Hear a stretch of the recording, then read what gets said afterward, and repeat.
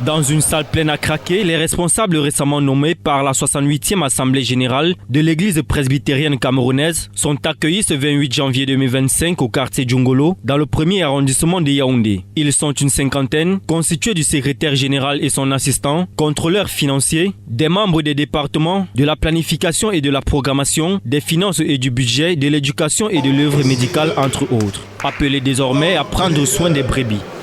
Département de l'éducation chrétienne, comme membre chargé fort contre la falsification et comme membre assistant qui soutient tout le département. Le plus bel arbre a toujours des charançons et des fourmis.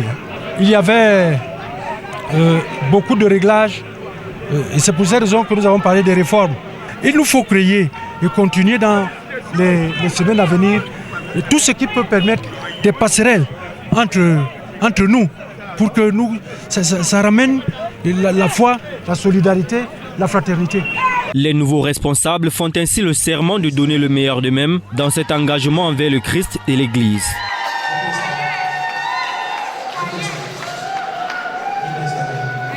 Nous devons fonctionner de manière à résoudre les problèmes. Mais au lieu même de les résoudre, nous pouvons prévenir les problèmes. Nous devons revenir après ce travail, chacun en lui-même.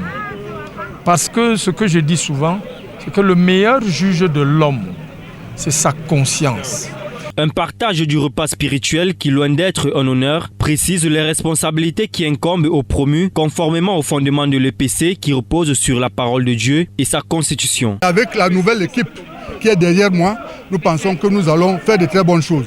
Au premier conseil général, nous allons exposer, déjà après avoir réuni le conseil exécutif, nous allons exposer ce qu'il y a dans le tiroir du département des projets comme projet que nous envisageons. Nous avons un défi à relever, la réhabilitation des hôpitaux que nous avons hérités des Américains qui sont pratiquement en dégradation. Notons que cette célébration se tient sur le thème « Un appel à servir dans l'amour et l'humilité ». Les promus ont un mandat de 5 ans.